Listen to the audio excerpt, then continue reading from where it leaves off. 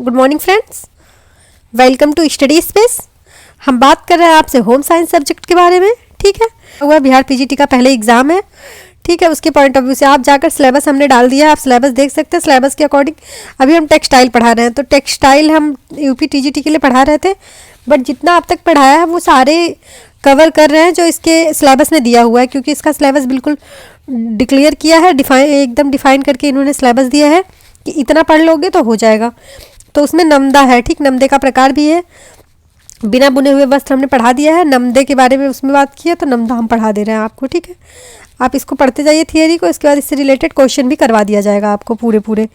आप जैसे कहिए, अगर आप कमेंट करके हमको बताइएगा कि कैसे क्वेश्चन करवाने, जैसे नमदा की थियरी करवाई तो इसके साथ इसका क्वेश्चन करवा दें, या फिर पहले टेक्सटाइल पूरा थियरी कंप्लीट कर लें फिर क्वेश्चन करवाना शुरू करें।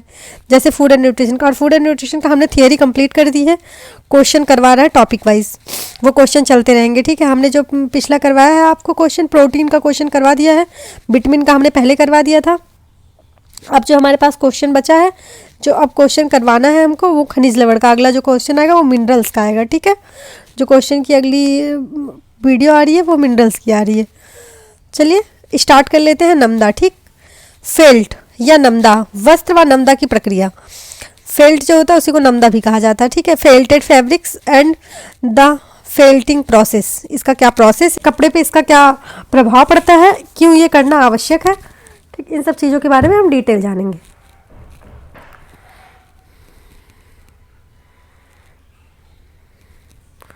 ओके, देखिए, वस्त्रों की कताई व बुनाई, वस्त्रों की कताई व बुनाई के पूर्व ही तंतुओं द्वारा प्रत्यक्ष रूप से आपस में मिलाकर वस्त्र तैयार करने की कला को नमदा कहते हैं।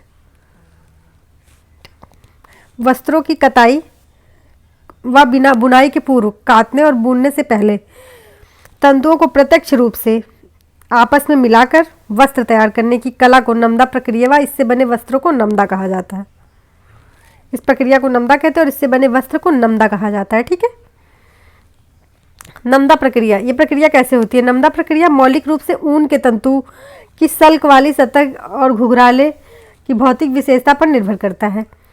ये जो नमदा की प्रक्रिया होती है, ये तंतु की जो सल्क वाली सतह है वो, उसकी भौतिक विशेषता क्या है, उसके बाल कितने घुघराले हैं, उस प्रक्रिया पर ये प्रोसेस निर्भर करता है। ठीक है, जिसके कारण यह तंतु आपस में मिश्रित हो जाते हैं और घने वस्त्रों के रूप में प्रेस हो जाते हैं।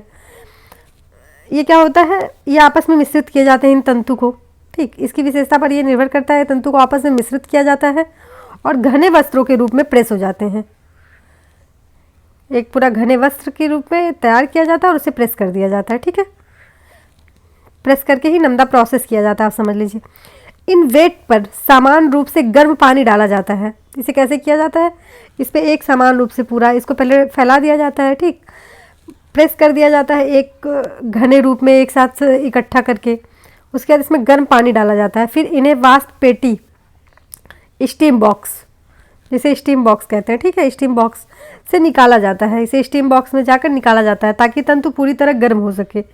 पूरी तरह गर्म करने के लिए इसको ये प्रोसेस किया जाता है। फिर दो रोलर्स मतलब एक बनाने टाइप दो रोलर्स होते हैं, गोल गोल जो घूमते रहते हैं, दो रोलर्स के मध्य से गुजारा जाता है इसे। ऊपरी रोलर वेट के ऊपर से गुजरता है और ऑसिलेटिंग दबाव डालता है, उसके ऊपर ऑसिलेटिंग दबाव डालता है, थोड़ा हैवी वाला दबाव। ठीक है,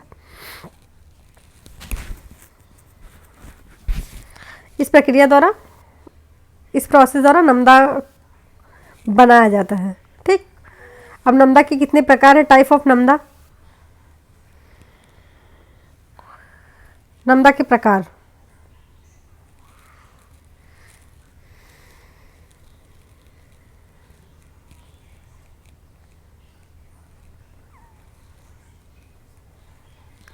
नमदे का प्रकार, टाइप सेल्फ, दो आधार प्रकार के नमदे होते हैं। ठीक, दो आधार प्रकार के नमदे होते हैं। ये जो नमदा होता है वो दो प्रकार का होता है। ठीक, दो प्रकार का होता है, कुल और फर। एक होता है कुल, एक होता है फर। ठीक, जिसे कहते हैं उल और फैल।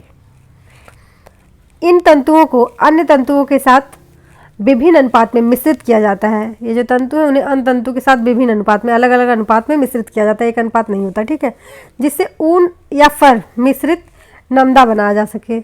इससे ऊन या फर नमदा बनता है, ठीक है, इसे कहा जाता है ऊन या फर नमदा। ऐसे तैयार वस्त्र जिसमें ऊन या फर मिश्रित नहीं होता है वह वास्तव में नमदा वस्त्र नहीं होते हैं। कंपलसरी है कि ऊन या फर वस्त्र मिश्रित होना चाहिए, अगर नहीं है तो वो नमदा वस्त्र नहीं कह सकते आप उसे। भौतिक गुण होता है जिससे नमदे का वस्त्र बनाना संभव होता है।